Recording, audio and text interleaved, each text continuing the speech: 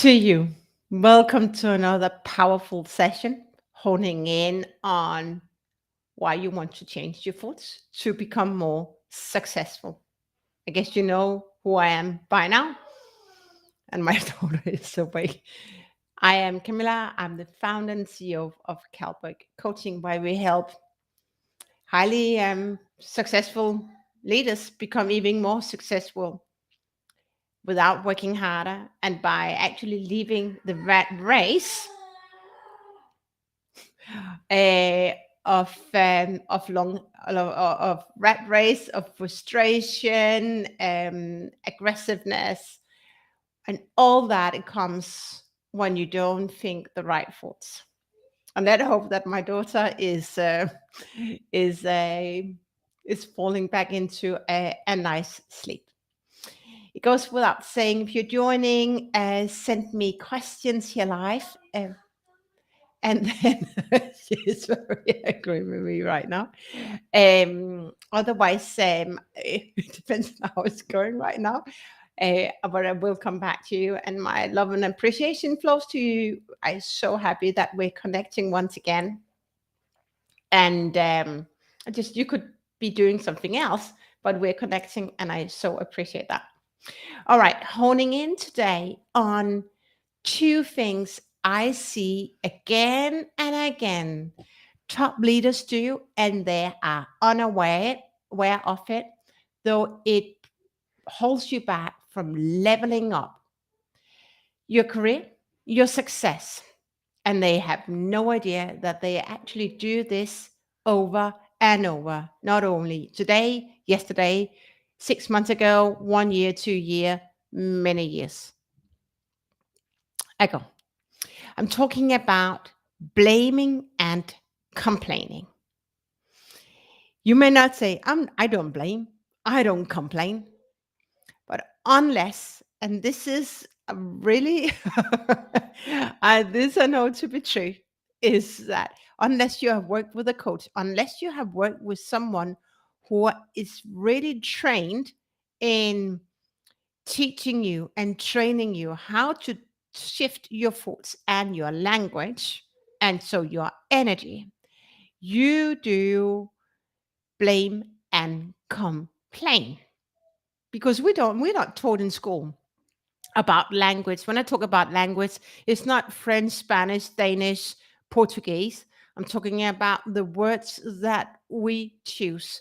And the words that we choose is often a product of the words, the language that our mom and dad used, our social surroundings, the social circles that we connect with, the people that we connect with. What language do they use? And also at work, what culture do is cultivated in your company?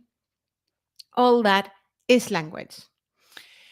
And the reason why I bring this up is that I have, over the last couple of weeks, and in my previous career, in my career as a consultant and running my own advisory company, I have experienced over and over highly successful leaders. Let me call it s- good leaders, because I don't think they're, in my point of view, and when you Google that, they're not really highly successful because they are unaware of how they show up. But what I hear is that these successful leaders blame and complain. I hear the leaders blaming the team members. I hear leaders complaining about the team members. I hear leaders putting people in containers. And I don't know for what reason. It's like to justify why they feel and say what they do. I have absolutely no idea. But I think it's really a no go to put anybody in a container. We are all, my body reacting now, we are all on the same level. There might be someone who are more clever at something, and we are like broader ball game, and more narrow right ball game. But specialism or expertise, like expert area, but we're all the same. And here's what I want you to become so much aware of. And that is, if you use language like blame or complain, you're not coming from heart space.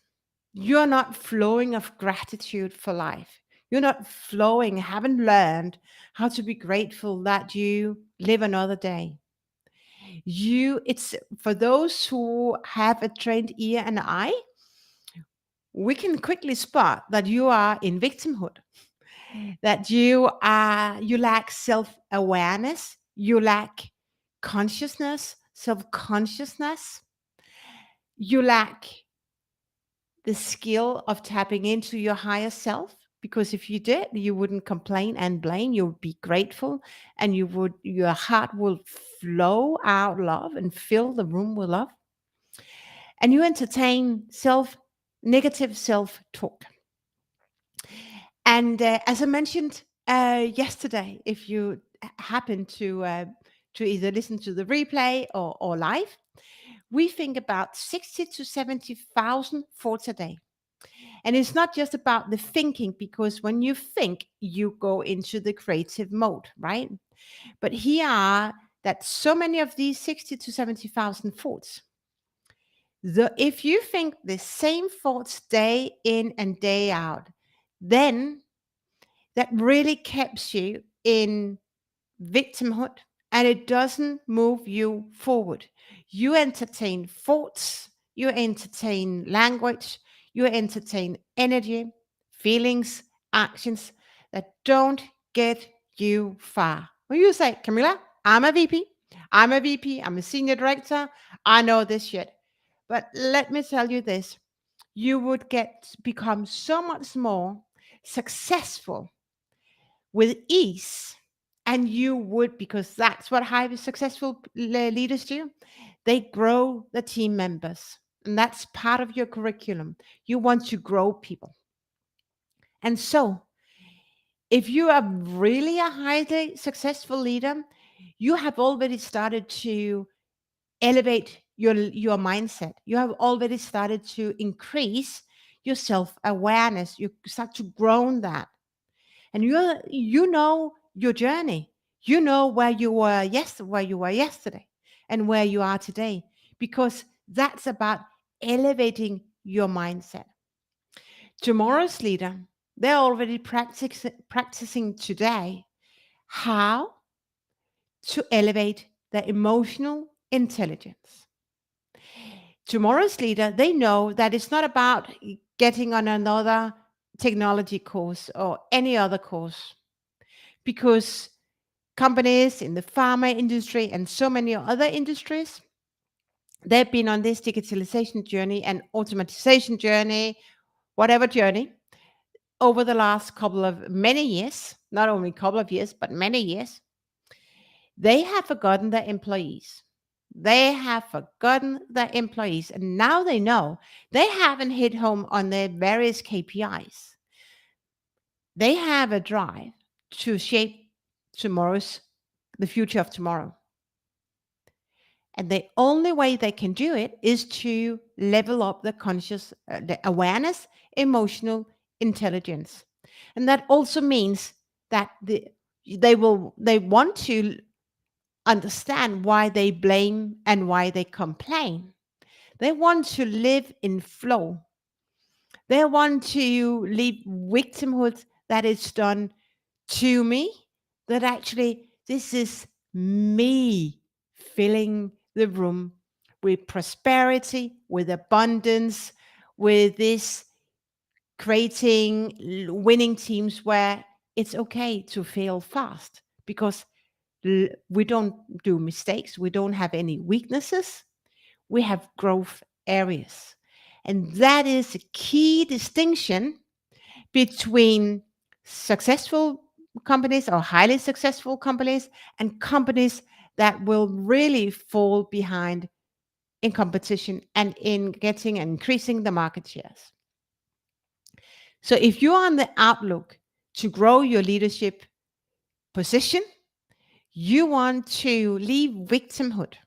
You want to train with someone who has who knows these methodologies, who knows these processes, and who can teach and train you on how to level up. You are a product of your inner circle. You're a product of how of your upbringing, how your mom and dad told you was talking to you, and how they were talking to each other. And you want to say no to that. You want to become so much more powerful in how you show up. And you only become more powerful by leveling up your own consciousness. Your journey starts where any change starts from within. You can't stand on this stage talking about organizational transformation, about the agenda for 2023, if you haven't embodied the new way of being, becoming. What does that mean to you to be that new leader tomorrow? What would you have to do differently? Where do you have to really let go of how you show up today, of the thoughts that you think? You don't want to blame. You don't want to complain. You don't want to put people in containers, as so many leaders do. No, you want to fill the room with love. You want to fill the room with gratitude. You want to know how to meditate. You want to know how to visualize. And you really want to know how to be a role model so that not only you shape the company of tomorrow, no, it's also actually also your employees who are going to shape tomorrow's company. And when you let them get into this realm of creativity, of abundance, guess what will happen? Their success will be your success as well. And you will level up your success. Your success will skyrocket. There is no limit for your success when you get this right. So think about that. If this speaks to you, my invitation is to join my free webinar on the 8th of September, where I'm going to talk about and honing in on why you want to change your thoughts to become more successful. Yes, not so many people do that because they think I'm good enough. Well, let them be good enough. But it's not you. If you want more success, you want to elevate your awareness, your mindset, and the time is now. I hear so many people excusing themselves why it's not now. But then you're not ready for more success. You're not ready to allow in more freedom. Because at the end of the day, I bet that most of these people on LinkedIn and on other platforms and in this world, we want freedom to enjoy life. We are not here with one purpose to work 60 or 80 or 100 hours a week. That is not the purpose of life. The purpose of life is to enjoy it, to enjoy the freedom. And you can allow in so much more freedom when you level up your awareness, level up your conscious awareness, your leadership mindset, and you want to drop blaming and complaining. So let this be the two words for today.